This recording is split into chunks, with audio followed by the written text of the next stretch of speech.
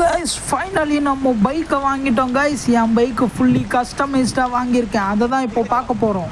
இங்கே பின்னாடி நிறுத்தி வா செம்மையாக இருக்கே, இது என் டியூக் பைக்கு மாசா கைஸ். அப்புறம் ரெடியாக இருங்க கைஸ். ஏப்ரல் 10th நம்ம first short film the last machine release ஆக போகுது. அதை எல்லாரும் பாருங்கள், ஷேர் பண்ணுங்கள். என் ஃபஸ்ட்டு ஃபிலிமை தயவு செஞ்சு சப்போர்ட் பண்ணுங்கள்.